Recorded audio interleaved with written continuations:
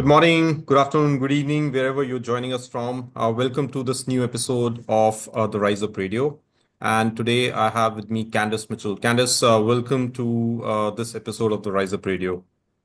Thank you so much. Looking forward to our chat. Me too.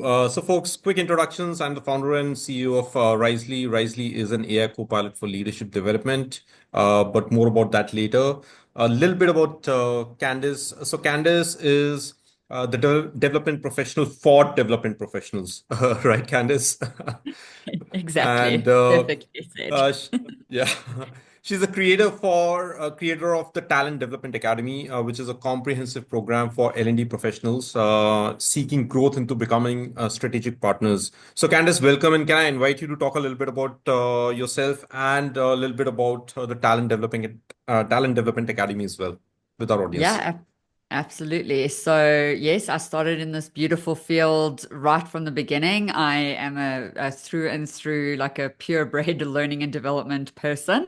So, I started from administrator all the way through to director, and I run my own company where I said I have two sides of the thing. So, Mhm. the first side is consulting with corporate clients. I help with strategic capability plans. So, if you're looking at Yep. building capability 1 to 3 years in advance, then you call me.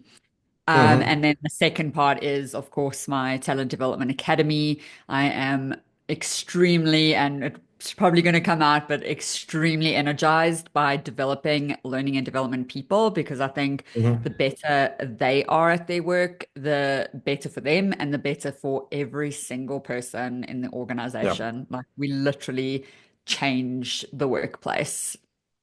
Awesome. Well, today I think the topic that we have is you're going to definitely enjoy, and I'm sure our audience is going to enjoy as well.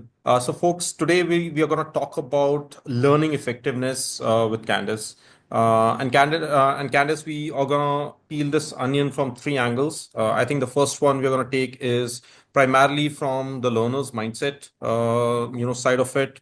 And the second angle we're going to pick is from the organization side. And the third angle is the big question that everyone is talking about, which is AI and what role can it play in terms of learning effectiveness and other use cases that you might be seeing as a learning professional with other learning professionals. If you're Mhm. ready, we can jump into it right away. Yeah. Awesome. Cool. So let's start with the first perspective, which is, the mindset for learners, right? Mhm. Typically, have you experienced or have you noticed that people shy away from making the most of learning opportunities at workplaces? Why is it so? Oh, yeah, we can go down this rabbit hole probably for days. So let me Yeah. think of the short story. So firstly, my opinion is learners are people. So I just say people, we serve everyone in the organization. And they are not necessarily learning or embracing learning because it's Mm, positioned as something else. It's not mm, positioned as something that's going to help you do your work better. And why mm, should you care? Why should you want to do your work better? And that's mm, the part we miss. And then that's what leads to the sort of negative or pushback mindset from a learner is that they don't like why should I put in the effort? So if we can change that mindset and say like learning enables you to perform, it enables you to do better, it enables you to have that confidence, and what that leads to is you doing better in your role, enjoying it, feeling proud, adding value. You go home and you're like, I had the best day. Guess what I did? I added this value, and that is what energizes people. It's not about the learning, but it's the outcome of the learning. And that's that mindset shift in how, if I look at, obviously I'm coming from my own perspective, if I look at right. learning and development professionals, how we need to position it, it's not about learning. People don't care about learning. They want the Right. outcome, and we need to Right. position it like that. Right. And typically, I have observed that, in addition to the functional challenges, the way you are saying that, okay, positioning is wrong, right? But there are some mental roadblocks from the employee's side as well, typically that makes it averse to learning. Have you noticed any of these, or if yes, and how will you characterize these, and why do they arise in the first place? Mm. Learning is hard. Hmm. So I worked with a copywriter and she said learning, the word learn is an effort word. And so people Yeah. don't want to make an effort. It's hard Hmm. to Hmm. learn anything new, to make any Yeah. changes. It's really hard. And that is the pushback. And that again, so and before we pushed record on another, chat, we were saying about how the opportunities are not necessarily aligned with where they want to go, or the Correct. learning opportunities are not aligned. And so, again, if we can just help them say, like, this is actually the easiest path, it's like pick your hard. And Hmm. so the learning path or the learning journey is a hard thing, but if we can sort of pave the way and paint the picture and show them where they're going, I think that will cut down a lot of the mental roadblocks.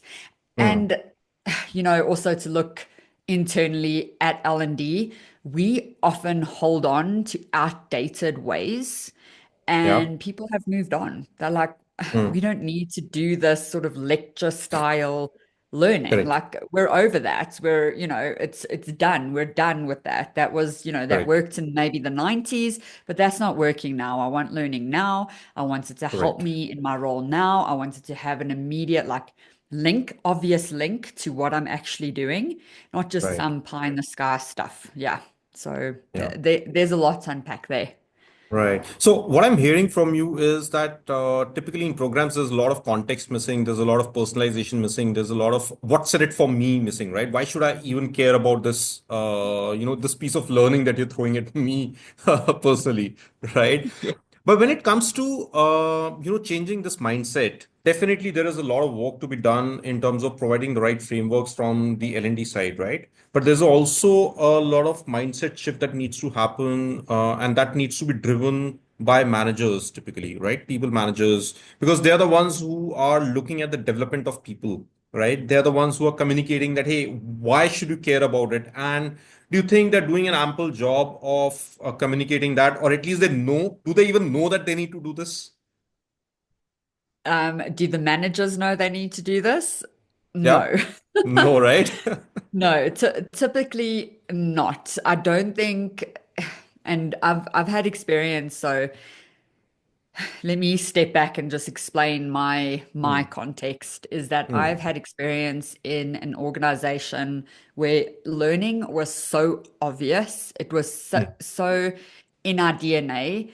I never had to push people to learn. Yeah. Like they wanted it. They had to Hmm. um, earn. So they could come Hmm. on this academy, but they had to earn it. It wasn't just for everyone. Like you had Yeah. to fight to get invited. And so it was Yeah. like this prestigious thing. And it was so obvious. Then I've been in other organizations where it's like, learning, just put this PowerPoint together, just get the compliance done. And that's when you get the pushback. And in those Correct. organizations, no, like managers don't know their role. It's all on Yeah. learning and development. But managers will tell learning and development what to do and then Hmm. step back and say, well, now my work is done. Like My job is I don't done. need to Yeah. do anything more because I've Yeah. told learning and development what our problem is. So learning Hmm. and development has to go and fix that problem, Yeah. which is just like it's insane to me. It's like Correct. it because learning and development and managers should be doing a partnership, right? So That's true. we should be, they should not be telling us the solutions. Like, Yeah. Yeah. Yeah. absolutely not. They don't know. They're Correct. in it too much. They don't know. They can't step back. They're too emotionally invested. But then when we come with a solution that is aligned to what they actually need, they Hmm. own that. They own it. Hmm. Like, in the Hmm. company where I said training just worked, learning was so obvious, we Hmm. trained the managers on coaching, on facilitation, Yeah. on how to run meetings where you incorporate learning. That's what we trained managers on. Not Hmm. like, come and tell us what you need. No, Correct. we will help you develop your people. Right. So they're basically pivotal to actually the change that you want to see, right? They're actually the change makers. So you need to change them so that they can actually change other people, isn't it? Oh, 100%. Yes, yes. And I'm actually working with a client now, helping them through a change project. And Hmm. the managers I've pulled out as a separate stakeholder. I'm like, they are so important. And it's not the senior managers, it's like the frontline Yeah, managers. I'm like, correct, correct. I am pulling them out as a separate stakeholder because we need to be so deliberate in how we Right. engage with them. Right. I think that is where a lot of L&D folks also miss because they're not able to properly map or they don't do a good job of mapping who their stakeholders are and how do they need to take these stakeholders and leverage these stakeholders properly, a lot of times. Hmm. Hmm. Yes, yes. So I've studied change management. I did my master's in change, Okay. strategic innovation and change, and I think that has really given me a Yeah. great mindset in terms of Hmm. it's a marriage. Hmm. Learning and development and Correct. change is a marriage, and so yeah, it definitely helps having that perspective. Right.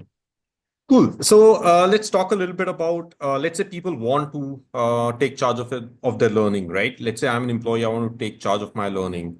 Uh, you do this for L&D professionals yourself, right? So how can people get started? How does a change mindset start first within the L&D teams, and then how does that get propagated further? Mm. So here is my strong belief. So it has to start with L&D. Like it has Hmm. to, because we are, Hmm. I always think of us as the pebble, like you throw us in the water, the bigger and more awesome we are, the more ripple we're going to make in the water. Hmm. And so the better we are, the stronger we are, the Yeah. better that ripple, the stronger the ripple organization. So Hmm. yes, 100%. And the pushback that I often get is that we don't have budget to develop L&D or, Hmm. L&D, like, what is it? It's just you're just training people, you can put a PowerPoint slide deck Hmm. together, like Yeah. so it's ironic to me. Their development gets Hmm. pushed down to the very bottom where I Yeah. see it, it's like they should be developed at the top. Like it should be Hmm. the top priority to develop L&D people so that we're bringing new, fresh ideas to the organization. We Correct. are like, yeah, the whole organization is only as good as like the L&D person because if they're bringing, and I'll die on this hill, but if we're bringing models from the 1970s because we haven't learnt anything new, we're not doing our companies, our Absolutely. people a service at all. So yeah, we have to Absolutely. be ahead of the curve, not catching up. Yeah. And we're still very much catching up, but we should be leading. And that's a huge shift we need to make. Right. So let's talk about the other side of the coin, Candice, the organizations, right? Do you think a lot of organizations are enabling not only the L&D teams, but the larger set of employees to learn effectively? And if not, why not? Mm. Oh, okay. That's a big question. And there are two questions in there. Okay, so you're saying Yeah. are organizations enabling their people effectively? Yeah. And I wish I had another answer, but no, I do not think so. Hmm. I like just from, now I've worked in both of these environments, and that's why Hmm. I'm just coming with this very strong opinion because I've Hmm. seen learning and Yeah. development work. And so I Hmm. can easily see when it's not working. I Hmm. just Hmm. I can spend 1 hour with a potential client and know if it's working or not. Like Yeah. I can tell within an hour of meeting a brand new person. So I'm going to And cut you off. What would you ask in that one sure. hour, Candice? Just tell us Yeah. briefly, right? Yeah, sure. I mean, and I do. I get in there in that hour and really unpack things. So I say like, what have you done that's working? What's not working? Hmm. What do you have Hmm. in place? And Hmm. very often it's like a lot of blah blah blah blah. We've done like we sort of done onboarding like and it's the I know what you mean. Yeah. it's yeah, they cannot answer me and then I Yep. know, because that's easy enough. Yep. But yes, I do. I go in with like 6 questions, and I can share that if you Yep. want to put it in the description. Uh-huh. I don't have it in front of me, but yeah, I plan 6 questions that I'll go in and ask those 6 questions so that I'm able to put a scope of work together, knowing Mm-hmm. what they've got and what they don't have. Yep. Yep. Yeah, so that is very interesting, and and Mm. I can also tell the mindset towards it, like, oh, we just need you to come in and just do the management training, and then I'm like, Mm. there, it's going to be more than that. Like, I can Correct. mostly tell, because if they're pulling me in with a solution in mind rather than like we need to develop our people, that's a Correct. totally different mindset. So Correct. yes, most of the time they're pulling me in to do a once-off solution. The clients, and I'm, working with one amazing client right now that's really open to learning. Mm. They know Mm. they don't have the stuff in place, but Mm. they're so open to like, how can we enable our people? So it's a different Yep. mindset from the Right. organization, and honestly that comes from the CEO. It has to come Correct. from the CEO, otherwise you're not ever going to move forward. And so if the Mm. CEO is thinking, let's just tick a box, let's just make sure we don't get sued, honestly, they're not I going think it to be happens. Yeah. successful. Correct. Correct. It's not a sustainable business solution to Correct. just tick a box, because yeah, I mean, and honestly, I can just speak about this forever. I'm so passionate about it. But like, if you're not enabling your people, you cannot grow as an organization. You Yep. cannot be successful without your people. So again, Correct. to me, it's an absolute no-brainer to Right. help your learning and development team be amazing so that you have those people. It's a Mm. business case. This isn't a nice Mm. to have fluffy thing. True. It's a True. solid business case of, Yep. if you enable, and now I'm not talking train your people, that I don't even like using that word. I use the word enable. Yep. Because if you are enabling your people to grow, to do their work, to perform, to like innovatively, to think for the future, like, you're setting your business up for success. Mm. Like, it's a no-brainer to me. Yep. So yeah, yeah. So if you want So, more, I can go on, but I'll and try and yes, stop. I definitely want more. But you know what? Coming back when you were speaking, right? Something that came to me, and I was just reflecting some of the previous discussions I've had, right? Typically, the kind of examples that you were giving, you would have some ad hoc learning initiatives in place, right? Or they would want some checkbox items to be done so that we don't get sued, for example, Mm, right? mhm, But in mhm, essence, what you need is a more structured and strategic program to learn and mhm, build skills internally, right? mhm, And typically, you see either there are budget constraints, or there is a stakeholder misalignment, or there's just a prioritization misalignment, that happens most of the times. What's your experience around this, and how can L&D teams navigate through these challenges and mhm. tell, hey, Mr. CEO, Miss CEO, or CEO, the person, how can you or why should you be looking at it in a more strategic manner? Mm. Oh, now you are talking to my heart. So I love that question so much. So how I work with clients is very much on that. So I look at company-wide capability plans. So I like, do not work with me if you want a one little thing on like Hmm. time Hmm. management, because that is going to be a complete waste of your Yep. money and my Totally. time. It's just not like, so I go into a client and look at their entire company. So I will speak with the CEO, I will speak with the entire C-suite, I will speak with the frontline people, the new employee, and I put together a complete, I call it my capability framework. So I put together a complete capability framework for every level of the organization. And very often Yep. it's like, so I've coined a lot of things. I've actually developed a lot of my own models and very modern ways of Okay. approaching this stuff. So I call it true for all capabilities as well. So something like trust, and I've had this fight with C-level, C-suites, is like, oh, trust, that's a senior manager thing. I say, like, absolutely not. Trust is a Hmm. true for all capability. It's a Yes, maybe fundamental. the level Yeah, correct. differs, but it's a true for all capability. Correct.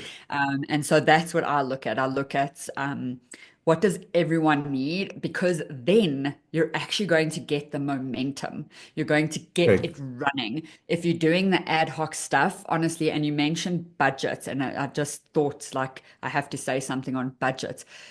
To do a company-wide capability solution is far more efficient in terms of your dollar spent, far Mhm. more. Because otherwise it's like putting a little hole in a damn wall. It's just going to keep coming out. It's just going to keep Correct. breaking and cracking. Like you Correct. need to build a solid foundation and then the momentum builds. So yeah, if you're doing this ad hoc stuff, this compliance stuff, good for you, but Hmm. that's honestly, it's not going to help your whole company grow. And I think Hmm. that's where people are like learning is such a waste. Like we don't Hmm. see any ROI. It's Correct. because you're putting a band-aid on a gaping wound. Like it's Yeah, not going to not help. It's enough. not going to heal anything. So you need to do this holistic approach. Hmm. Hmm. Right. And what can the L&D professionals do, Candice? Right. Mm. Have these conversations and I say it all in my social media. I'm like, we have to learn to say no and with a reason. Like, no, I will Hmm. not put together this time management training Hmm. because I have observed A, B, and C going wrong. And so time management is not actually going to help. And I can give you this example because this is exactly what happened to me. People kept asking me, like I was in a company and they kept asking me time management training, time management training. I was like, why am I hearing time management training all the time? Like I've never heard this so much. Turns out they were losing people. They had more than 100% turnover. So they couldn't keep people for longer than a month. So time Wow. management training would have done nothing, Nothing for it. nothing. Yeah. No, that was not the issue. And so that is our job. That as learning and development people, it is our job to look for the root cause. It's not the manager's Correct. job. It's not Correct. their job. They're like, our people are not coping. They need to learn how to do time management. Sure, that's true for them. That is not going to solve the problem. And so Correct. that is our job. And so I often say, don't, as an L&D person, don't you dare walk into a meeting and say, what training do you want? Like, don't you Yeah. dare. That's a That is wrong question to your ask that. job. Yep. Yes, that Correct. is your job to go in after you've asked other questions. Then you come and tell them what Yeah. training is going to solve their problem. And that's the problem, the turnover. So I said, Hmm. you know what's going to help you? Onboarding, Hmm. Hmm. like not time management. We need to Right. keep the people Hmm. first before we even Correct. know if they can manage their time or not. Yeah. Absolutely. Cool. Let's So, talk yeah. about, yeah, sorry. Let's talk about AI a little bit, Candice. So, what exciting AI use cases are you seeing right now that L&D teams are experimenting with or they should be experimenting with? Oh, so many. Oh, I think we're using it to do the same things faster. Mm-hmm. And it's going to go back to the time management training. If managers come and ask you, build time management training, you can go to AI, you can build that in a day, right? Sure. Like Yep. easy. Yep. But you're building the wrong thing. And so Yep. we can use AI to help us uncover gaps, help us Yep. do root cause analysis. Like Mm-hmm. rather than building more content, like I have AI up all day, every day. And I'm like Mm-hmm. brainstorming and I'm like, Mm-hmm. this is what I've observed. And what do you think it Hmm. could be? Like Hmm. Hmm. we need to, because, and this is what I say, and not yet, AI is probably going to be able to do this, but it's not there yet. Yep. It cannot replace asking the right questions. So Correct. that is up to us. But once we've asked the right questions, AI is amazing at putting Mm, solutions together. So that's the first thing. We're mm, using it wrong. So that I just mm. want to say, like, we cannot keep just doing the same thing. We cannot Makes just use sense. it to create content. Hmm. Hmm. Then it can help us at scale. There's two things that I want to say. Like, Mm, mm. it can help us assess people's skills and capabilities, like where they are now. Yep. And then if we're plugging in, like, because this is how I put together a 3-year capability plan for one of my Yep. clients. I was like, okay, where do you want to go? They had their 5-year goals. I plugged that into AI and I was like, these are their goals. This is all the interviews I've had. Where are the gaps? And it came up with a whole plan for me, right? Right. But I'm like putting in the right information. And so, yeah, it can just help us like understand the current skills and then how to get to where we want to go. So it can absolutely Mm, help us get there. And then I've also seen some really cool like coaching stuff. So like personalized mm, coaching stuff. That's pretty mm. cool. Yeah. Yep. Yeah. Yeah. So I hope you're not referring to Merlin inside Risley. yeah, Yeah. we'll talk about that. Yeah.